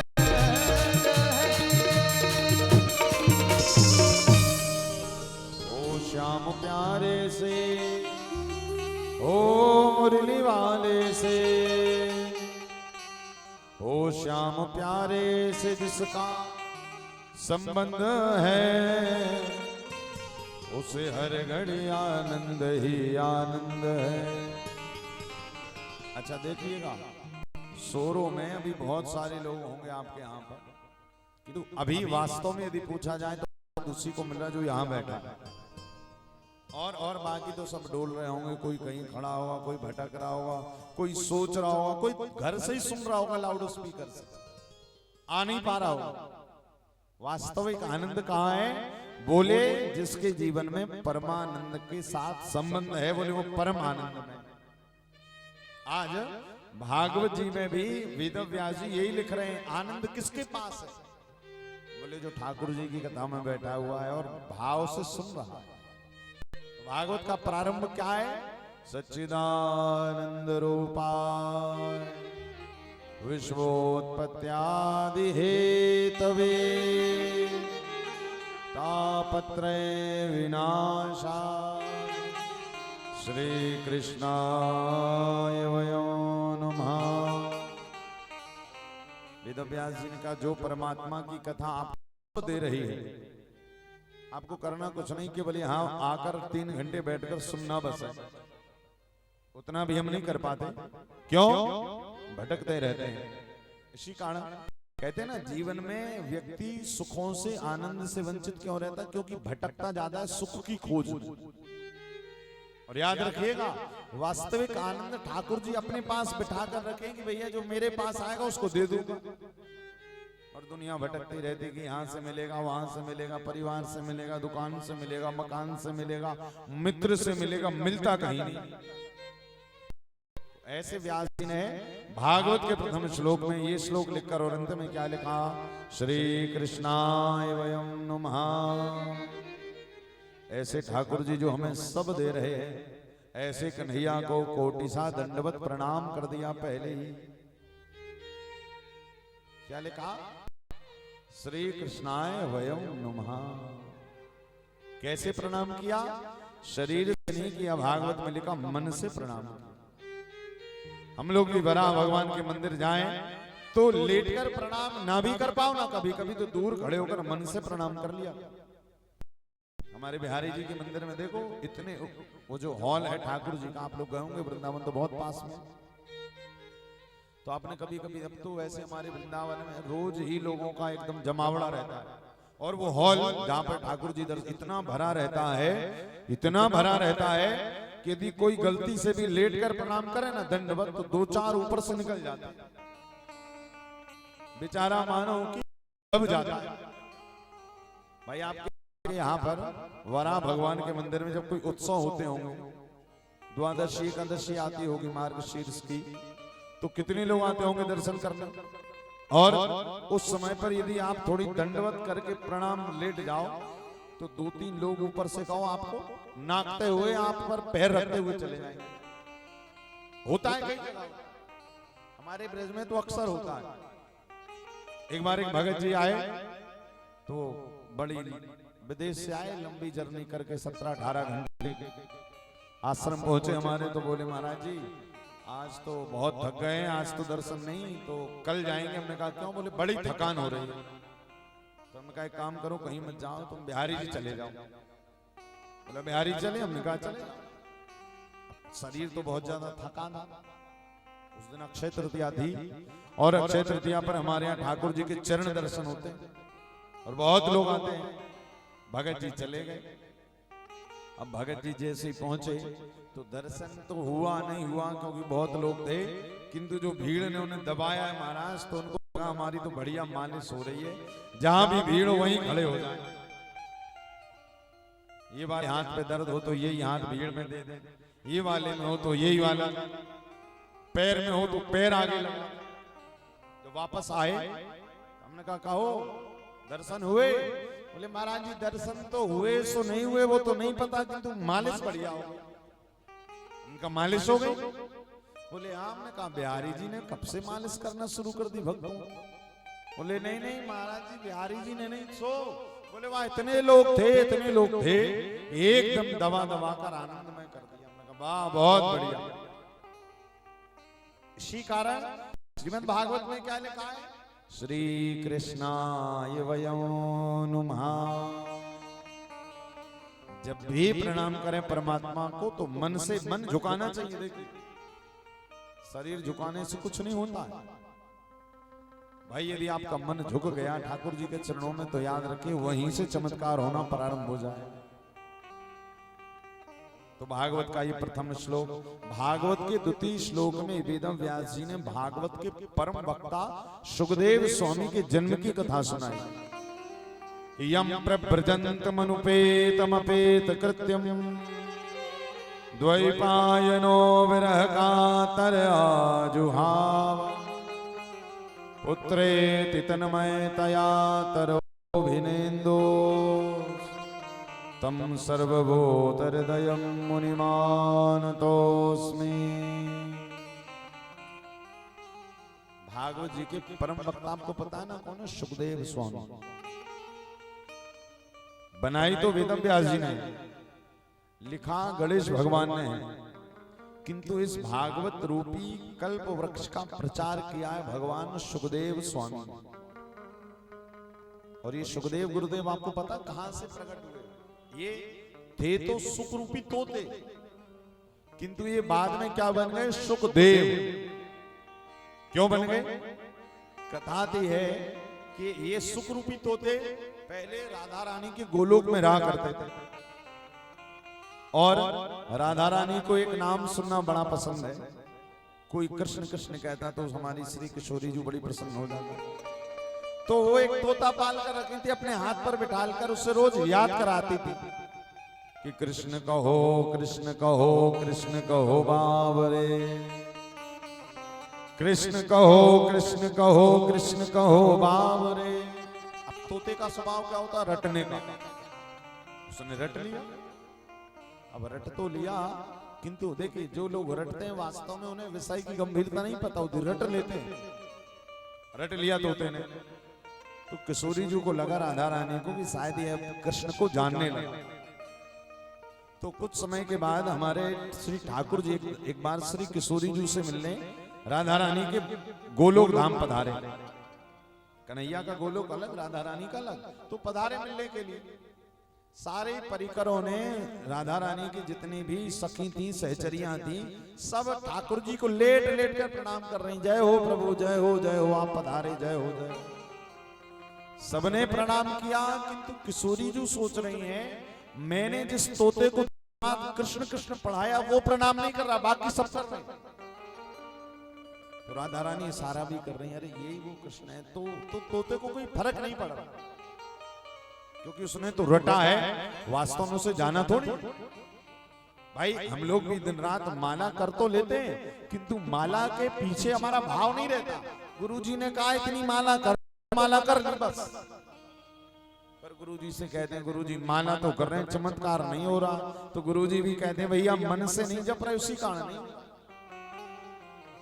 कहते हैं ना दुनिया वाले लोग 1000 बार राम नाम लेते हैं, कल्याण नहीं होता। तुलसीदास जी एक बार राम कह देते हैं और राघव जी सामने खड़े हो जाते हैं। जब तुलसीदास जी एक बार वृंदावन आए तो सूरदास जी मिले तुलसीदास जी को। अब सूरदास जी कन्हैया के भगत, तुलसीदास जी राम जी के भगत। तो सूरदास जी ने तुलसीदास जी से कहा भैया जय श्री कृष्णा। तुलसीदास जी ने कहा जय सिया राम, जय राम जी की। हाँ आओ आओ, आज हमारे बिहारी जी के दर्शन कर लो, कन्हैया। तो खड़े हो गए तुलसीदास जी, सोच रहे हैं कि काश यदि ये राम जी बन जाते तो अभी आनंद आ जाता। तो देखिए तुलसीदास जी के भाव थे, तो भगवान ने क्या किया उसी पल, मुरली मुकुराय के कृष्ण बने रघुनाथ। तुलसीदास जी ने कहा था हे तुलसी मस्तक तब झुके जब धन लो हाथ। उसी समय मुरली मुकुट दुराय के कृष्ण बने रघुनाथ। उसी पल हमारे कन्हैया राम बन गए और तुलसीदास जी ने लेट कर प्रणाम कर। क्यों? क्योंकि तुलसीदास जी का था। भाई जैसे आप लोग सब भगवान वराह के पुजारी हैं और कभी वृंदावन आए तो वृंदावन में तो बिहारी जी है उन्हीं का स्वरूप। किंतु आपको कभी कभी भाव आए कि बिहारी जी आज हम आपके अंदर हम अपने वराह भगवान को देखना चाहते हैं। यदि ये कभी भाव आएगा ना तो आपको बिहारी जी के अंदर ही वराह भगवान का स्वरूप दिखने लगे। कहीं भी आप जाएंगे, दुनिया के किसी कोने में रहेंगे, आपकी यदि इष्ट के प्रति सच्ची निष्ठा है तो इष्ट आपके संग संग चलता है जहां आप जाते हैं। जहां भी आप जाएं, जरूरी नहीं घर में रहें, आप विदेश में भी चले जाएं, कहीं भी जाएं, इष्ट आपका संग संग चलता है। कब? जब आपकी इष्ट के प्रति निष्ठा रहती है। कहते ना जहां भी जाओगे वहीं वहीं संग रहेंगे। कि जिधर देखता हूं भगत क्या कहता है, उधर तो ही तो है, न तेरी सिरंगत न तेरी वो है। गुलस्तों में जाकर हरे गुल को देखा तो तेरी सी रंगत और तेरी सी बो है। तो ये कब होता है? जब हमारा भाव यदि दृढ़ है। आप भगवान को केवल भगवान जब तक मानोगे तब तक चमत्कार नहीं, जब तक ठाकुर जी को अपना कोई संबंध ही नहीं बना लो। आज शुक रूपी तोते को श्री किशोरी जी ने रटा तो दिया। जैसे हम लोग रट तो लेते हैं हनुमान चालीसा, सुंदर कांड, गोपाल सहस्त्र नाम और ना जाने क्या क्या, किंतु यदि रटने के पीछे भाव नहीं है तो याद रखना कभी कुछ नहीं होगा। कहते ना, जो सतबार पाकर कोई छोट है बंदी मास को होई।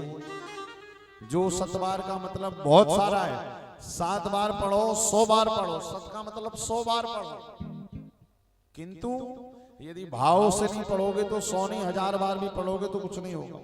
और यदि भाव से केवल एक चौपाई पढ़ ली, श्री गुरु चरण सरोज रजा निज मन मुकुर सुधार, इतनी में कल्याण हो जाए। आज तोते ने रट लिया कृष्ण कृष्ण कृष्ण, किंतु जब वास्तव में कन्हैया आए तो प्रणाम किया ही नहीं, क्योंकि जानते ही नहीं कि ये कृष्ण है। जब ठाकुर जी चले गए तो राधा रानी डांट लगाई, बोले मैंने तुझे दिन रात कृष्ण कृष्ण रटाया और जब वास्तव में कन्हैया आए तो तू लेटकर प्रणाम नहीं किया। तब तोते ने कहा, हे किशोरी जी मुझे क्या पता कि वो कृष्ण है। तो बोले मैंने तुझे दिन रात रटाया। बोले आपने रटा तो दिया, किंतु आज तक उनका चिंतन, उनका भाव, उनका तत्व नहीं बताया कि वो है कौन, उनका स्वभाव कैसा है, उनका स्वरूप कैसा है। तब राधा रानी ने कहा, हाँ ये गलती तो मेरे से हुई है। तब श्री किशोरी जी ने अपने गोलोक में एक सुख रूपी तोते को, राधा रानी ने सोचा कि मैं इसको नहीं बता सकती कि कृष्ण कौन है, जब तक ये परमात्मा की कथा नहीं सुनेगा तब तक इसको नहीं पता रहेगा कि भगवान का स्वरूप और स्वभाव कैसा है। तब क्या किया, श्री राधा रानी ने गोलोक से विगलित अंडे में सुख रूपी तोते को अमरनाथ की गुफा में जन्म दे दिया। कहां पे दिया, अमरनाथ की गुफा। वहां पर एक विगलित अंडे के रूप में सुख रूपी तोता। राधा रानी से पूछा, मुझे यहाँ क्यों भेजा? बोले कथा सुनवाने के लिए। बोले कौन सुनाएगा कथा? बोले सब अपने आप होगा तो बस बैठा रहे। यहाँ पर सुख रूपी तोता ने जन्म लिया। और देखिए कथा फिर जन्म के पहले की एक और कथा है कि एक बार भोले, यहाँ कथा प्रारंभ होती है शुकदेव के जन्म की कैलाश पर्वत से। कथा आती है कौशिकादि संहिताओं में वर्णन है कि कैलाश पर्वत पर एक बार भोले बाबा और मां पार्वती विराजमान। अब ये भोले बाबा ही जाएंगे पार्वती को कथा सुनाने अमरनाथ की गुफा में। उसी समय ये तोता भी सुन ले तो बैठे हुए थे। अब सुख रूपी तोता वहां इंतजार कर रहा है कि यहाँ न कोई। और राधा रानी कह रही थी अभी तुम्हें कथा सुनाने कोई आएगा। कौन आएगा यहाँ जंगल में, इस वन में जहां पर कितना माइनस टेम्परेचर रहता है, इतनी ठंडी में कौन आएगा? अब यहाँ लीला रचने लगी। क्या हुआ, भोले बाबा मां पार्वती कैलाश पर्वत पर विराजमान। तो भोले बाबा को एक, अब देखिए हमारे धर्म शास्त्रों में यदि आप देखें तो सबसे भोले भगवान, सबसे सीधे भगवान कौन है? शंकर जी। आप स्वयं विचार करिएगा, किसी के नाम के आगे भोले नहीं लगता सिवाय शंकर जी के नाम के आगे। कोई कहता है भोले राम, भोले देवी जी, कहता है कोई भोले कृष्ण। कृष्ण तो कभी भोले हो ही नहीं सकते। भाई आप वृंदावन आओ, जो जिनका स्वरूप ही 3 जगह से टेढ़ा है। वृंदावन आकर आपने देखा ना त्रिभंग लली हैं। कहां से? बोले सिर से, कमर से और पैर से ठाकुर जी टेढ़े। एक बार सूरदास जी आए वृंदावन, तो जब बिहारी जी को देखा तो देखकर पता है प्रार्थना करने लगे कि टेढ़ी सी पागल से सिर पे, कछु टेढ़ी सी सोहत कुंजन माला, टेढ़ी सी ग्रीव झुकी कर पे, कछु टेढ़े से नयन कटाक्ष करारा, टेढ़ी सी बोली में बात करे, कछु टेढ़ी सी चाल चले नंदलाला, और टेढ़ी सी भूमि है वहां ब्रज की, जहां टेढ़ो विराजत नंद को लाला।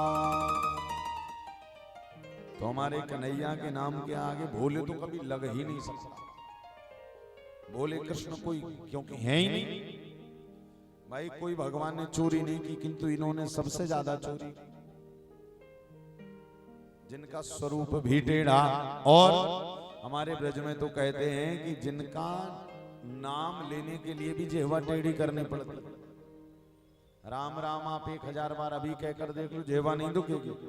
कृष्ण कृष्ण कृष्ण 11 बार कहोगे भैया बस अब नहीं कह पाएंगे। और जिनके दांत वांत नहीं है ना, वो तो कह ही नहीं पाएंगे, हवा ही निकल जाएगी। भाई देखो, केवल ठाकुर जी का स्वरूप टेढ़ा, बोलने में टेढ़े नहीं, लिखने में भी कन्हैया टेढ़े। राम लिखो आप, आकी मात्रा मां राम, और जब कृष्ण लिखो तो का के नीचे फिर टेढ़ा लगा। कितने टेढ़े हैं, बोलने में, लिखने में, स्वरूप में, लीलाएं। और हमारे ब्रज में तो कहते हैं लाला तुम्हारी यशोदा मैया भी जब कमान की तरह टेढ़ी है गई तब तुम पैदा हुए। तू टेढ़ो तेरी टेढ़ी रे नजरिया, भक्त तेरे टेढ़े, भक्तानी तेरी टेढ़ी, और टेढ़ी रे तेरी प्रेम की डगरिया, और टेढ़ी रे तेरी यशोदा डुकरिया। जब यशोदा रानी टेढ़ी है गई तब ठाकुर जी को जन्म हुआ। और एक चीज और क्या बोले, टेढ़ी रे तेरी प्रेम की डगरिया। परमात्मा की कथा भी भैया सीधी ना है, परमात्मा की कथा बोले अच्छे टेढ़ों को सीधा कर दे। यही के कारण हमारे ब्रज में कहें कि भैया जब ठाकुर जी की कथा में बैठो सो अपनो टेढ़ोपन पूर्ण निकाल के, काय को यदि तुमने अपनो टेढ़ोपन यहाँ पे विराजमान करके बैठे तो कथा एक समझ में ना आएगी। इसी कारण मन एकदम भाव से, इसी भाव से कि गोविंद आपकी कथा हमारी मन बुद्धि चित्त को पवित्र कर दे। हम भी तो आप ही की गोपी हैं, हम भी सूकर वाली हैं, सूकर क्षेत्र की हैं, सोरो की हैं, वृंदावन की नहीं है तो क्या हुआ। जब भाव से श्रवण करेंगे तो याद रखिएगा कथा, यही कथा आपके जीवन में चमत्कार कर देगी। और कुभाव से सुनेंगे तो एक नहीं 1000 सुन लेना। कृष्ण का भी मुख से नहीं निकले तो ना तो भोले कृष्ण हैं, भोले राम, भोली देवी जी। हाँ, शंकर जी के नाम के आगे क्या लगता है, भोले। कहते हैं ना हम लोग भोले शंकर।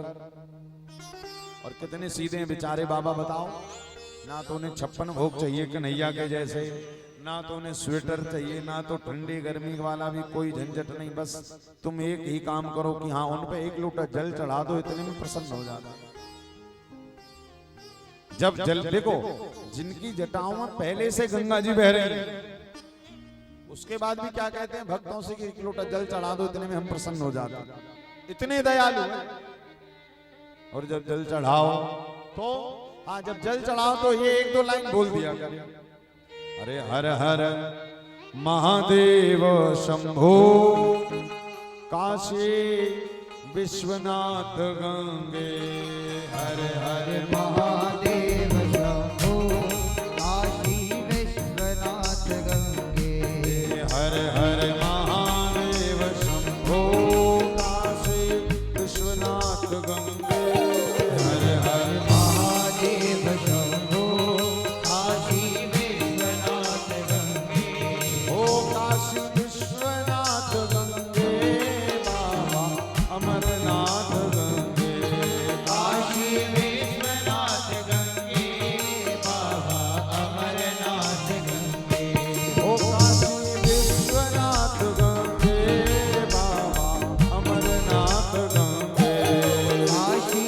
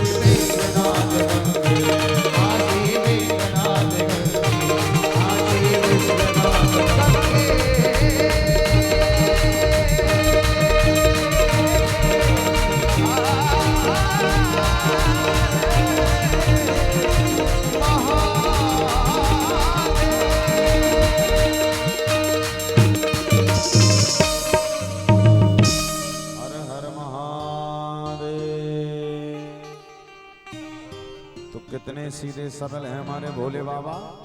बोले एक ही काम करो, बस एक लोटा जल चढ़ा। और आजकल तो वैसे ही देखो एक स्लोगन नहीं चल रहा, आपने भी सुना होगा, एक लोटा जल सारी समस्याओं का हल। चल रहा कि नहीं चल रहा? एक लोटा, किंतु वो जल चढ़ाने के पीछे जरा भाव पैदा करने, ऐसे नहीं बस गए और हर हर महादेव, नहीं, जल चढ़ाने का भी तरीका होता है भाई। जल चढ़ाना मतलब देवादिदेव महादेव का अभिषेक करना। तो बोले एक शिव महापुराण में लिखा है, जल धारा शिव प्रिया। शंकर जी को जल की धारा प्रिय है, तो हमें जाकर लोटी की धारा बनाकर कम से कम 2-3 मिनट तक वो जल उन पर लगातार गिरता रहे, ऐसा प्रयास करना है। तब वो जल आपके जीवन में कुछ कल्याण करेगा। ऐसे नहीं आपने मारा, हैंडपंप भरा और एकदम चढ़ा के आ गए, आप बैठे रहो और ऐसे कोई आपके ऊपर एक लोटा जल चढ़ा कर आए, कितना क्रोध आएगा। पहले तो 1-2 हाथ जमाओगे, हैं? तो शंकर जी भी कृपा कुदृष्टि नहीं करते, वरना महाराज एक आध हाथ वो भी लगा दो। अरे वो बैठे हैं, सुबह सुबह तुम गए इतनी ठंडी में, स्वयं को तो ठंडा गर्म पानी गीजर का, इमर्शन रॉड का, और बोले शंकर जी को, बोले वो भगवान है, सब जानते। अच्छा जानते हैं तो जरा उन्हें भाव से, हे प्रभु आपके लिए लेकर आए हैं, आपकी जटाओं में तो पहले से गंगा जी बह रही हैं, किंतु ये हम अपना भाव आपके लिए लेकर आए। कोई भी काम, मैंने कहा ना, कोई भी काम जब तक श्रद्धा विश्वास भाव से नहीं करोगे उसका फल मिलने वाला नहीं। कुछ भी करिए आप, एक सत्यनारायण की कथा भी कराइए, सुनिए, तो उसमें भी आपका भाव होना चाहिए, क्योंकि परमात्मा कहते हैं भावग्राही जनार्दना। क्या बोले भगवान भाव के तो भूखे, तो हमारे भोले बाबा भी परम भावुक और परम भोले। अब शंकर जी के नाम के आगे भोले क्यों लगता है? क्योंकि भगवान के भगत हैं। और याद रखिएगा, जो भगत है वो हमेशा भोला ही रहेगा। ज्यादा मन बुद्धि चलाने वाला, बोले वो संसारी हो सकता, भगत नहीं हो सकता। शंकर जी के नाम के आगे भोले क्यों लगा? क्योंकि परम वीतरागी हैं, हमेशा राम राम राम राम राम रटते रहते। तो स्वामी जी ने लिखा है, उनके पास कोई और काम नहीं है शंकर जी के पास, कि तुम पुनि राम राम दिन राती, सादर जपहु अनंग अराती। एक ही काम है बस, इसी कारण नाम के आगे भोले। भोले शंकर, भोले भंडारी भी कहते हैं।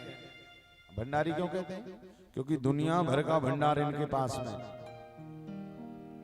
आपको जीवन में कोई भी समस्या चल रही हो, पंडित जी कहते हैं ना, रुद्राभिषेक कराओ, 16 बिटिया की शादी नहीं हो रही, 16 सोमवार कराओ, व्यापार व्यवसाय में घाटा चल रहा, रुद्राभिषेक कराओ, रोगी हो गए हो, ज्यादा बीमार हो गए, महामृत्युंजय कराओ। हर रोग की दवा किसके पास? शंकर जी के पास। इसी कारण नाम क्या है? भोले भंडारी, दुनिया भर का भंडार। अच्छा, इनको भंडारी क्यों बनाया पता है? क्योंकि ये हैं वैरागी, भजनानंदी। इनको भंडार की चाबी ठाकुर जी ने इसी कारण दे दी है कि इनको भंडार की चाबी देने के बाद में ये कुछ इससे लेंगे नहीं, अभी तो लुटाते रहेंगे। भाई कोई रसगुल्ला खाने वाला हो, बहुत रसगुल्ले खाता हो, और आप उसी को बोल दो कि भैया तुम्हें इन रसगुल्लों की रखवाली करना है, क्या होगा? आप छोड़कर जाओगे 100, मिलेंगे आपको 95। 5 कहाँ जाएंगे? वो खा जाएगा, वो कहेगा हमने जरा सोचा कि 1-2 खा लें, खाकर देखें इनका टेस्ट कैसा। तो भोले भंडारी को भंडार की चाबी क्यों दी? क्योंकि उनको कोई लेना देना नहीं। एक बार भोले बाबा मां पार्वती के साथ कैलाश पर्वत पर विराजमान थे और मां के साथ विराजमान हैं, तो एक भगत ने एक लोटा जल चढ़ाकर उन्हें पुकार लिया, प्रभु प्रकट हो जाओ, मैं आपका भगत आपको पुकार रहा हूं।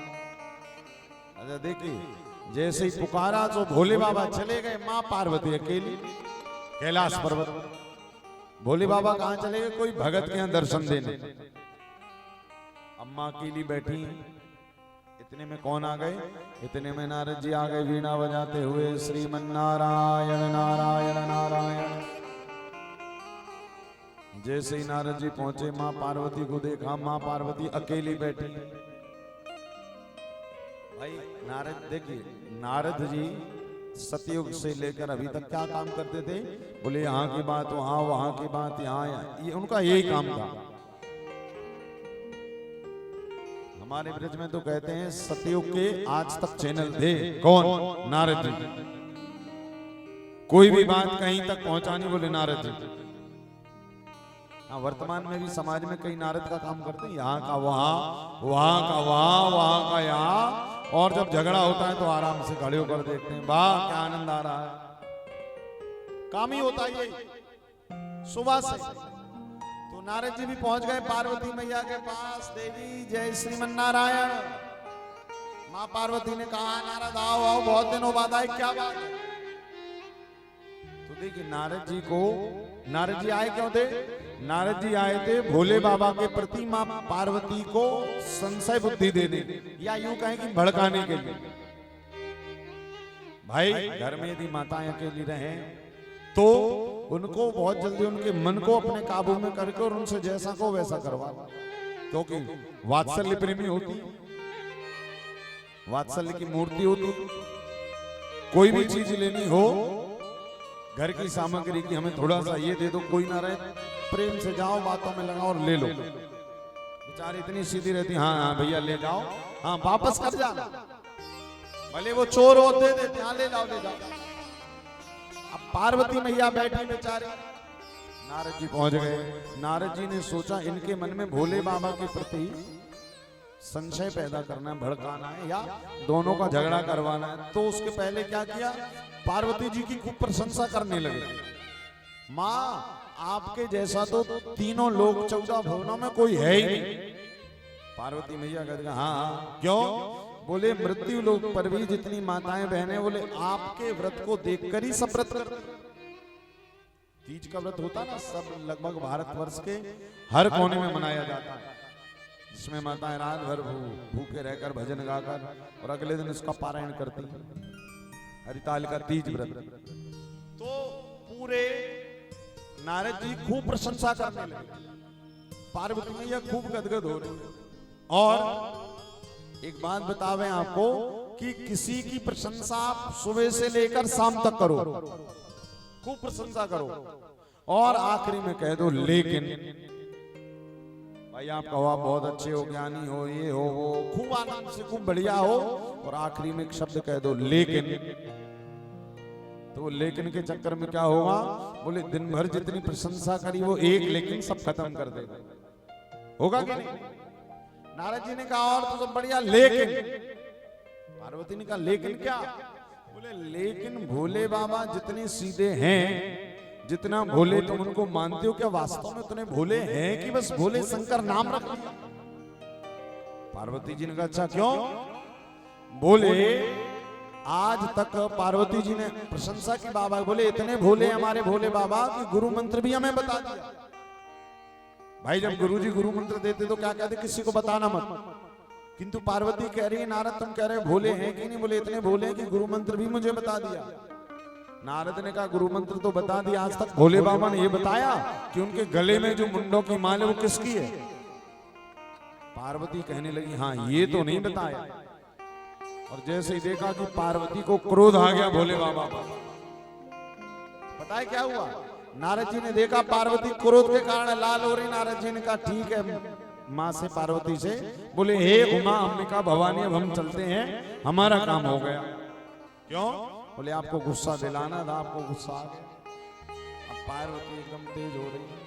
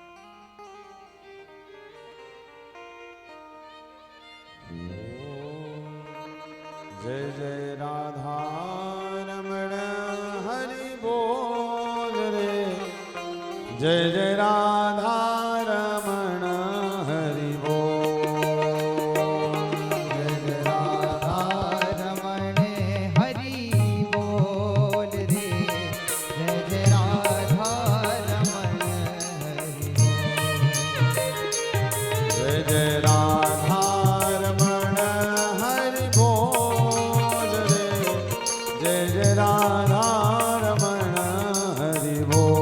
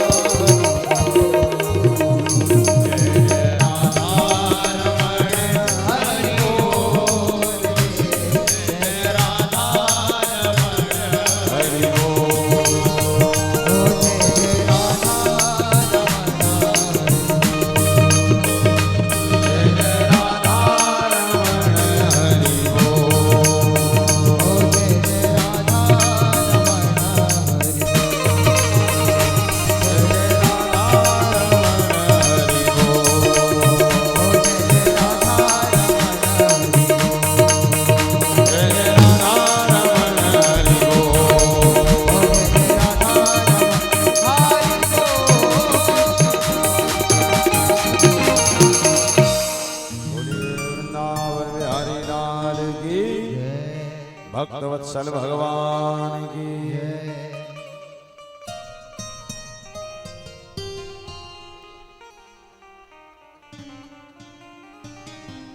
आइए आज के क्रम को हम यही विश्राम करेंगे क्योंकि बारिश के कारण अव्यवस्था ना हो जाए साउंड की मुख्यतः। तो आइए यथास्थान खड़े होकर ठाकुर जी की आरती। और देखिए एक आध दिन के बारे से तो आप ज्यादा चिंता ना करें, बस एक आध दिन में सब ठीक हो जाएगा। हाँ कल एकदम बढ़िया हो जाएगा, भैया लोग बोल रहे हैं। अब ठाकुर जी का गोवर्धन तो लगा है, सब लगा रहेगा। आप लोग आनंद से आओ, खूब कथा सुनो, खूब आनंद लो। तो आइए भगवान की विश्राम आरती का प्रेम से दर्शन करेंगे। हरि ओम मां ज्वाला मालिन्ये नमः, रत्नेश्वरे नमः। आर्तिक्यं प्रज्वालवन्दालवी सम्पूज्य ओम चन्द्रमा मनसो जात चक्षुः सूर्यो वजायत श्रोत्राद्वायुषो प्राणस्य मुखात् किरजायत इदगुं हविः प्रजननं मे कस्तुदशवीरगुं सर्वगणगुं सुस्तये आत्मसने प्रजाशने पशुसंलोकसन्य भयसनि अग्निः प्रजा बहुलां मे करोत्वन्नं पयोरेतो अस्मासुदत्ता। आरती अति पावन पुराण की, आरती अति पावन पुराण की, धर्म भक्ति विज्ञान खान की, धर्म भक्ति विज्ञान खान की, महापुराण भागवत निरमल, महापुराण भागवत निरमल, सुख मुख विकार कटिकाम कल्प फल, परमानंद सुधारस भय फल, लीला रति रस रस निदान की, आरती अति पावन पुराण की, मन मथानी त्रितापनि वारणी, मन मथानी त्रितापनि वारणी, जन्म मृत्यु मय भव भय हारणी, सेवत सतत सकल सुख करणी, समहोषधि हरि चरित गान की, आरती अति पावन पुराण की, विषय विलास विमोह विनाशिनी, विषय विलास विमोह विनाशिनी, विमल विराग विवेक विनाशिनी, भागवत रहस्य प्रकाशनी, परम ज्योति परमात्म ज्ञान की, आरती अति पावन पुराण की, परमहंस मन उल्लासनी, परमहंस मुनि मन उल्लासनी, रसिक हृदय रस रास विलासनी, भक्ति मुक्ति रस प्रेम सुधासनी, कथा अखिल प्रिय सुजान की,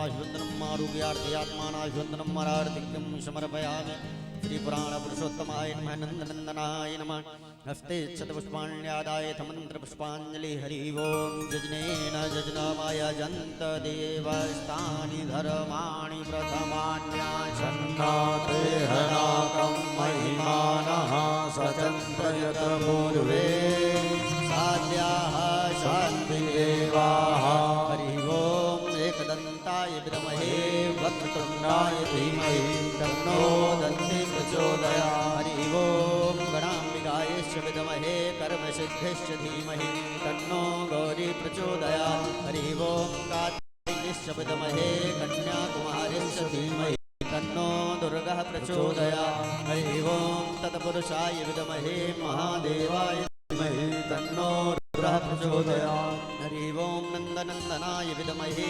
यशोदानन्दनाय धीमहि तन्नो श्रीकृष्णः प्रचोदयात् हरि ओं वृषभानुजायश्च विद्महे कृष्णप्रियायश्च धीमहि तन्नो श्रीराधा प्रचोदयात् सेवन्तिका बकुलचम्पकपाटलके पुन्नागजातकरिवीररसालपुष्प विलवप्रबाल तुलसीदलमञ्जरीभिः त्वां पूजयामि जगदीश्वर मे प्रसीद नानासुगन्धि पुष्पाणि यथा कालोद्भवानि च पुष्पाञ्जलिर्मया दत्तो प्राण परमेश्वर नन्दनन्दनाय श्री पुराण पुरुषोत्तमाय नमः मंत्र पुष्पाञ्जलिं समर्पयामि बोली वृंदावन बिहारी लाल की जय हो धर्म की जय हो अधर्म का नाश हो प्राणियों में सद्भावना हो विश्व का कल्याण हो गौ माता की जय हो गो हत्या बंद हो सत्य सनातन धर्म की जय हो वृंदावन बिहारी लाल की जय हो वराह भगवान की जय हो शुकर तीर्थ क्षेत्र की जय हो जय जय श्री